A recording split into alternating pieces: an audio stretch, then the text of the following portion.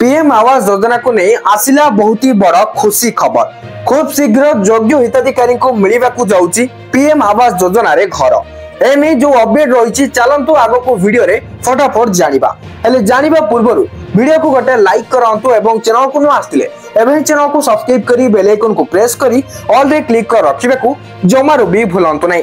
आसंता नवेम्बर मासरे PM Awas Yojana रे घर आवंटन हेबो।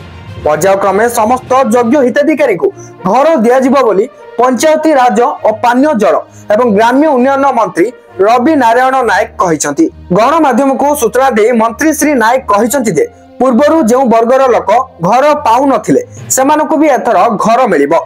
बापा पुओ भाई भाई भिन्न होई अलगा रहुथिले भी समस्ते जदि घर पाइबाकू योग्य होइथिबे तेबे समस्तंकु मिलिबो घर। या सब भिन्नक्षम हिताधिकारी को भी अग्राधिकार भित्तिरे घर मिलिबो।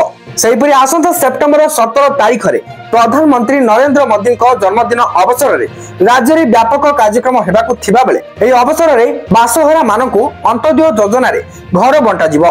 एथिबे हिताधिकारी तालिका खूब शीघ्र चूड़ांत हेबो। मंत्री श्री नायक पीएम आवास रे घर मिलिबो बोली कहिथिले भी केते हिताधिकारी को घर बंटा हेबो कहि नाहंती। पीएम आवास रे घर पे सारा राज्य रे प्राय 25 लाख रु अधिक लोक आवेदन करिथिबा बेले ओडिशा भाग रे केते घर पडुची ताको अपेक्षा रचंती समस्ते। तो वर्तमान जो नुआ अपडेट थिला आपण तो जानि साले एवं आगु को जहां भी किछ नुआ नुआ अपडेट आसुची ता जानिबा पई वर्तमान चैनल को सब्सक्राइब करी बेल आइकन को प्रेस करी ऑल रे क्लिक कर रखिबा को जमारू भी भूलंतु नै। तासो जदि मते सोशल मीडिया रे फॉलो करि नाहंती नियतबरे फॉलो करि नंतु एवरीथिंग रो लिंक आपण को डिस्क्रिप्शन रे मिलि जिवो चेक आउट करनियंतु। Thank you for watching.